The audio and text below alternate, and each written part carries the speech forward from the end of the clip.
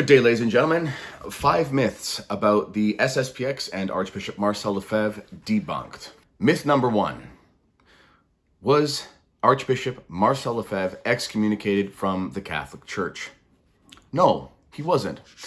And if you want to know more about this, I recommend you pick up a copy of my book, SSPX, The Defense, available on Amazon. I have a detailed account of this.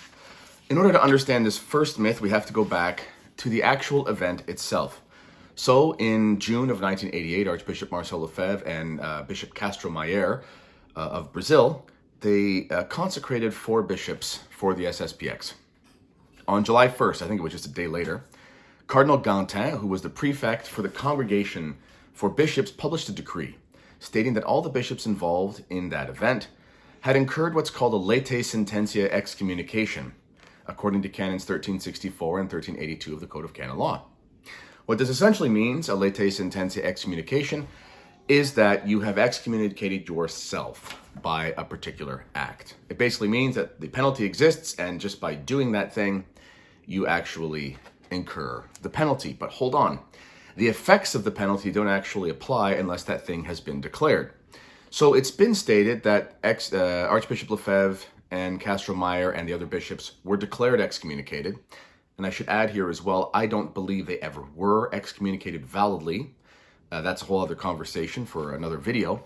Nonetheless, even by the letter of the law, we can prove very easily that even if we do think that they had committed some sort of crime, the actual process never took place that would have officially excommunicated them anyway. That's very important to make that distinction. It should be noted that an excommunication, even if it's latae sententia, it's not declared by simply saying it. It isn't like, if you ever watch The Office, the television show, and Michael Scott declares bankruptcy. He goes, I declare bankruptcy. He was told to declare bankruptcy. And he says that, and they say, you actually have to do something. It doesn't actually just mean you actually say it. So Archbishop Lefebvre is said to have been declared excommunicated. But here's the problem. There was a New Zealander, a Kiwi lawyer, who was very well known in the church. He was a very highly ranked canon lawyer. His prestige was very high in the church. He himself was very traditionalist, and he wrote something about the excommunication of Archbishop Marcel Lefebvre and the bishops that I'm going to read here at length because it's just the best explanation I could find, and I just simply couldn't do it myself. He said, what about that excommunication? It is no less a fiction than the charge of schism. We'll get to schism in a second. To begin with, there has never been a condemnatory sentence imposed on the presumed excommunicati. So far, only a declaratory statement has been issued stating that the men were excommunicated latae sententiae by reason of the violation of penal law, forbidding the consecration of bishops without papal mandate. A declaratory statement is no more than that, a statement making an assertion. It doesn't make that which is asserted true. If that which is asserted is true, it is true not from the assertion, but from some other source of legal consequences. In itself, it has no more juridical weight than a similar statement made by the corner grocer. What he's saying here is, if you declare something to be a legal reality, you have to show by the due process that it is, in fact, legally the case. This was never done with the SSPX. It is its provenance that determines its clout. If it comes from a court in session, lawfully seized of the subject matter and it's condemnatory, then it is a judicial sentence with consequences, one of which is the right of contestation, that is, the right of appeal. The subject declaratory statement was made by Cardinal Gantin, prefect for the Congregation for Bishops, and it is revealed in the text to be no more than an advertisement of the material elements of the matter. So what he's saying is, if you read Cardinal Gantin's letter from 1988, he basically just says, Archbishop Marcel Lefebvre did this, canon law says this, therefore you're excommunicated. That's not how it works. That's not how the law works. You actually have to prove it. You can't just say, these pieces of information exist, therefore the penalty exists. He continues. He says, it is described as a decree, but it is devoid of the note's characteristics of a legally binding decree. For example, a clear identification of the court in session when it emerges. This never happened. Despite that deficiency, it could be argued by someone determined to pursue the matter that it is, nevertheless valid, but the exercise would be in vain, since the decree repeats the self-same error to be found in the apostolic letter Ecclesia Dei Afflicta. This is the letter put out by John Paul II. In any case, this is just one piece of evidence. Archbishop Marcel Lefebvre and the SSPX, bishops that is, were never excommunicated. Even if you believe they did something wrong, which I don't, but by the letter of the law, the actual process that's supposed to take place never did take place. In addition, this never applied to the hundreds of priests, none, and religious in the order. Furthermore, people will point to this letter by John Paul II that we're going to get to in a second, the meat of that letter, and say that Archbishop Lefebvre was declared excommunicated by the Pope. No. Again, even if we take this at the letter of the law, what we have is that on July 1st of 1988, a bishop, a cardinal who is in charge of a congregation, makes a statement regarding what he believes to be the legal status of the legal reality, the canonical reality of Archbishop Lefebvre and the bishops. There's no court in session, there's no process taking place as we just described, but nonetheless, that's his opinion. A day later, John Paul II, there's a letter released from John Paul II where he echoes a similar opinion, along with other things. People take that to mean that John Paul II excommunicated Archbishop Marcel Lefebvre, but Archbishop Marcel Lefebvre was never excommunicated by Pope John Paul II. And the reason we know this is that in canon law, it tells us that when a pope makes a decision, this is canon 330, I think it's subsection 3, but don't quote me on that, but I think I'm right. It's in my book somewhere. Again, you can find this in the link to the description. When a pope makes a decision that's a legal decision, it's very clear in canon law that there is no recourse or appeal possible. The pope says it, we're just going to have to ride it out, hope that another pope one day will reverse it. But you can't actually appeal it. It's not like the courts in our countries. But here's the thing. That means that if the Pope were to have declared Archbishop Marcel Lefebvre excommunicated, that would mean that a Pope would have to lift the excommunication, if that means no one can do it besides the Pope. But in 2009, it was not the Pope who lifted or recognized as lifted the excommunications of the 4 bishops that are still living. It was in fact the cardinal, or I don't know if he's a cardinal, but the bishop who is in the same position as Cardinal Gantin in 2009 under Pope Benedict, who was in charge of the same congregation. If it was the Pope who had done it, then it would have been the Pope who had lifted it, but that never happened, which is just further evidence. Before we continue, I'd like to thank our sponsor, you can hear my daughter in the background, which is the TKR store, with all your face sweater needs. Go to thekennedyreport.com and visit the TKR store to see our new products. Kennedy's Choice Beard Oil. You can use this on your beard to help with alleviating itchiness, dryness, and irritation of skin. And don't worry, no animals were used in testing this product except for myself. Use Kennedy's Choice Beard Balm for a softer, healthier, manageable beard that is made with natural ingredients. And trust me, I know a thing or two about beards. Visit thekennedyreport.com and check out the TKR store. The links for this are in the description. In addition to our beard products, our sacred frankincense oil is back in stock by popular demand. Last time it flew off the shelves and it's selling out quickly. If you're into this stuff, you know of the health benefits and cosmetic benefits, and this is very hard to come by. In fact, we got this from a region in the Middle East, Oman, a nation in the Middle East, and it is rumored that this is the same region from where the wise men would have got the frankincense that they brought to Christ. Is this true? Who knows? But wouldn't that be cool? In addition, we have our lanolin balm, which has also been a very popular product. And this is used to help with dry, cracked skin. I know that in the winter, my hands get very dry, and I use this pretty much all winter, and it was pretty helpful. I also use it with my children with their scrapes and skinned knees and things like that. They find it quite soothing, and it works pretty well. It's all natural as well. Anyway, links for that in the description. Enjoy the show. Myth number 2. Is the SSPX in schism? The clear answer to that is no. Now, we can argue from philosophical and theological grounds that the SSPX is not in schism and never has been, but for the sake of argument, it is helpful for people to see actual statements from people besides just some YouTuber that say the same thing. So we have to remember that the alleged excommunications and schism took place in 1988. So if we can find a source real close to that that says the SSPX is not in schism, this is pretty important. We can't, some people will say, well, we're just appealing from statements from the last few years of Pope Francis but the SSPX has been in schism the whole time. That's not true, and we know this because here's a very interesting statement. This was from the President Emeritus of the Pontifical Council for Promoting Christian Unity, Edward Cardinal Cassidy. In an official letter, it was, and it's cited in my book here, the actual citation for the letter and the protocol that it followed. He said, "I would point out at once that the Directory of Ecumenism is not concerned with the Society of St. Pius X.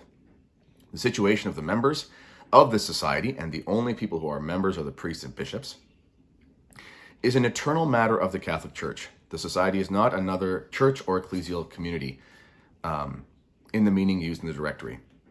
So if this is true, this means that in 1994, 15 years before the alleged excommunications of the bishops were lifted, this means that to say that the SSPX were in schism is to say that there would have to have been a schism within the Catholic Church. So put that in perspective for a second here. If the SSPX was ever in schism, it would have had to have been done by 1994, and we don't have any evidence that there was ever any declaratory statement on this other than it was just an assumed fact, which means it must have just been the case. So for someone to say that the SSPX is in schism, they would have to say that the SSPX, that there's a schism within the Catholic Church. Now, granted, someone could make an argument similar to that. And if I actually say this in my book as well, again, which is in the description to the video, St. Paul does write to the early Christian churches and say, "Let there be no schisms among you." So what he's talking about there is he's saying, let there be no divisions among you. That's what the word schism means. He's not just writing a letter saying, hey, fix that juridical schism where you've started two apostolic churches. That's not what he's saying. It wasn't an official schism like the split between East and West. What he's saying is don't let there be divisions amongst you. Now, if somebody wants to argue that regarding the situation of the SSPX, there is some sort of division, I agree. There is a division. There's a division between modernism and traditionalism, and you're going to have to find out which side you're on. Nonetheless, as far as setting up an official church, some sort of official schism, formal schism, that does not exist, and it's never existed. And again, which I cite in my book, Father Z, who did work for the Ecclesiate Commission, he makes it very clear a couple things. One, the fact that Pope Francis has recognized that the SSPX has faculties means that not only are the priests and bishops of the SSPX not in schism, they can't even be under any penalties. Meaning, you cannot give priests who are suspended or under penalties any faculties. So the fact that in 2015, Pope Francis puts out a letter saying the SSPX has jurisdiction to hear confessions means that not only must they be in the church, but they must be in the church and without any penalties. As Father Z also said, he said, even if someone were to have committed a schismatic act, that does not mean the person's entered into schism and that person has created a schism. So all of this information means that even if you believe Archbishop Lefebvre was wrong, which I don't believe, but even if you did, you cannot say he created a schism. There is no schism to be found, and that's as clear as early as 1994, according to official statements from relevant congregations in the church. In addition, as it stands today, it's clear the SSPX are in the church and have been for some time because the priests and the bishops do have faculties directly from the Pope. So, pretty hard to argue schism. Myth number 3. Archbishop Marcel Lefebvre said the new Mass. This is a lie that has been spread around by various critics of the SSPX. And the reason for it, it's ironic because the critics of the SSPX often like the new Mass or defend it. So they're not against the new Mass, but what they're saying is Archbishop Lefebvre was basically a hypocrite because he wouldn't say the new Mass publicly, but he actually said it in some way privately. And this is essentially where this rumor comes from. And again, this is in my book, SSPX, The Defense, which you can find in the description to this video. The usual source of this untruth are statements made by the Dominican Father Gerard de Laurier, who was in his own right a very esteemed theologian back in the day. But he later left the SSPX because he adopted a sort of pseudo-sedevacantist position. And I should also note that at one point, de Laurier did compare Archbishop Lefebvre to Pontius Pilate later in his life.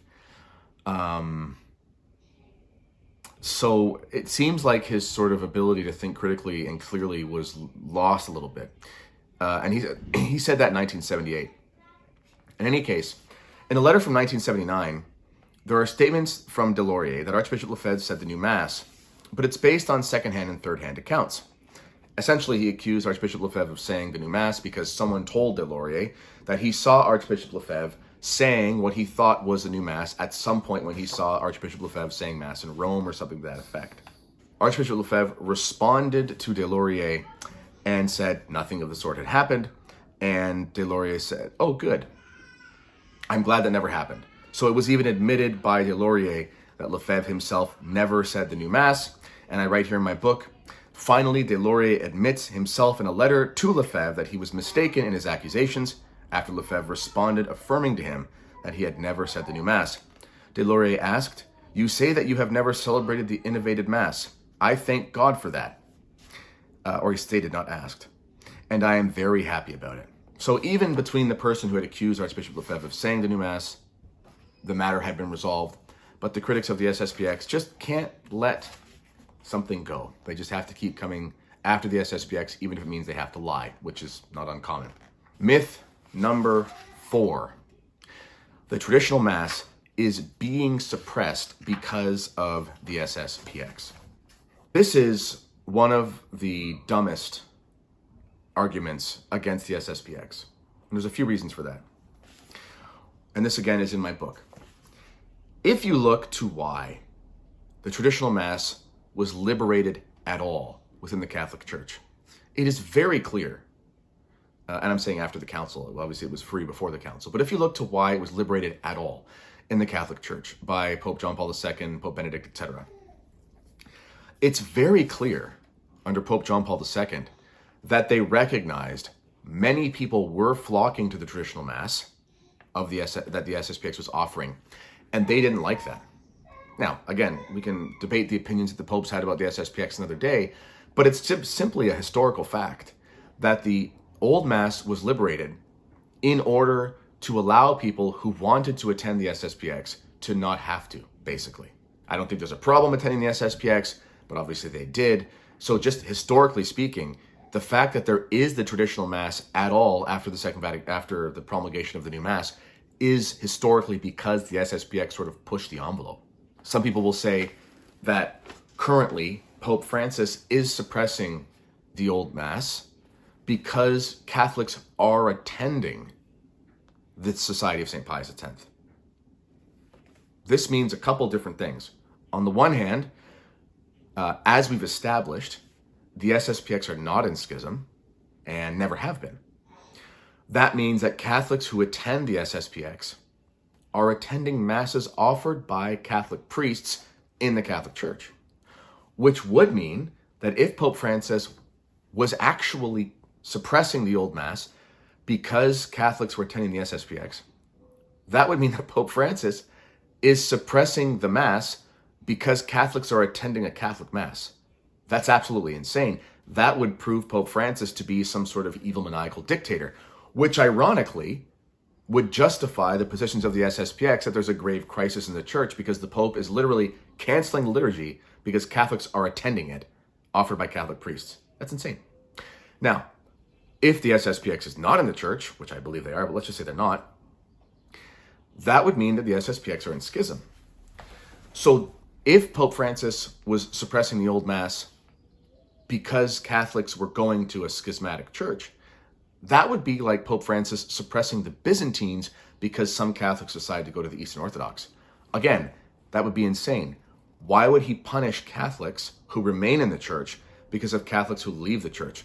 Again, this would prove Pope Francis to be some crazy, evil, maniacal dictator and would again buttress the claims of the SSPX that there was a grave crisis in the church, which would make claims of schism against the SSPX meaningless, considering they'd be vindicated on the reality of the crisis. As I write in my book, either way, the Pope was an abusive tyrant in either circumstance, and those blaming the SSPX for the tyrant's actions may as well be blaming one brother because an abusive father is beating the other. It is either logical absurdity or a disgusting fit of victim blaming on behalf of the SSPX detractors. Myth number 5. Marcel Lefebvre is still excommunicated. This is going around, by the way. There's actually a famous canon lawyer on the internet. I think his blog is called Canon Law Made Easy. And he argues that Archbishop Lefebvre is still excommunicated. This is one of the most low IQ arguments I've ever heard. I'm actually just going to read this small chapter in whole here because it's short and it explains everything. Of course, we do not believe that Lefebvre was ever excommunicated validly, but there are those who believe that he was, and that he is somehow still excommunicated in the afterlife. This is insane. What is an excommunication? According to Catholic Encyclopedia, excommunication, the principal and severest censure, is a medicinal, spiritual penalty that deprives the guilty Christian of all participation in the common blessings of ecclesiastical society. And the type of excommunication that was leveled at Lefebvre, latae sententia excommunication, necessarily ends at death. Why is that? Well, as the Catholic Encyclopedia states, as the baptized cease at death to belong to the church militant, the dead cannot be excommunicated. Now, it is true that there are stipulations for the public lifting of excommunications after a person dies when it is necessary. But the reason for this is that someone would have their excommunication lifted after death because according to the Catholic Encyclopedia, this is for absolutions that concern only the effects of excommunication, notably ecclesiastical burial. This means that the person would have their excommunication lifted or recognized as null in order to have a Christian burial. But the thing is, Archbishop Lefebvre did have a Christian burial, and multiple bishops came to pray at his tomb. One of these men was Cardinal Oddi, who came to pray at Lefebvre's tomb within a few short months after his death. In addition, the Catholic Encyclopedia also states that a person unjustly excommunicated has not forfeited internal communion with the Church. The excommunication of Archbishop Marcel Lefebvre was manifestly unjust, which you can find out more about in my book. Therefore, it could not apply during or after his life. Let's just put that in perspective here for a second. I want you to think back to St. Joan of Arc. St. Joan of Arc was excommunicated and executed. Now, a few years after her death, her excommunication was seen and was found to be null, which means it was invalid, essentially. Now, many people have said the same thing about Archbishop Lefebvre, including great canon lawyers and esteemed bishops of the church. But nonetheless, let's just go back to Joan of Arc for a second. If all that was necessary for an excommunication to apply was that it was just simply promulgated, and if the excommunication lasted after death, we know that Saint Joan of Arc was essentially a martyr, and martyrs go straight to heaven. This would mean that Joan of Arc would have, technically speaking, been excommunicated in the beatific vision until it was declared null a few years later. This is absurd. Excommunication and the word exile historically have been used interchangeably. So if you look back to early times in the church, you could hear about so-and-so being exiled. You could also hear in a different translation or different account of the same person, so-and-so being excommunicated. That's because they are essentially the same thing. When you're exiled from a society, and the church is a society, you are expelled from the common life of that society. The reason we use the term excommunication is because we talk about communicating, i.e. being part of communion, receiving the sacraments. So it's more fitting as time has progressed to say so-and-so is excommunicated. But the term exile and excommunicated are essentially interchangeable historically. Well, let's just think about this for a second. If you are exiled from a kingdom or exiled from a society, that clearly has a purpose. And that purpose is to keep you out of the common participation in that society for the reasons that you would want to be a part of it. You know, the access to the public works and whatever. I mean, the life that you have. And presumably, the way that you could come back would be to repent of something. But once you die, if you've never come back from exile, the exile, of course, can no longer apply because you're dead. I hope that's simple enough. In any case, that is just some of the information in my book, SSPX, The Defense. You can find this on Amazon and the links to the description. And that's all she wrote. By the way, please check out the TKR store where you can find products for your face sweaters. We have our frankincense oil and we have our lanolin balm as well, which is flying off the shelves. Thank you for watching. This has been the Kennedy Report. Until next time, God bless. Go to thekennedyreport.com and visit the TKR store to see our new products, Kennedy's Choice Beard Oil, You can use this on your beard to help with alleviating itchiness, dryness, and irritation of skin. And don't worry, no animals were used in testing this product except for myself. Use Kennedy's Choice Beard Balm for a softer, healthier, manageable beard that is made with natural ingredients. And trust me, I know a thing or two about beards. Visit thekennedyreport.com and check out the TKR store. The links for this are in the description.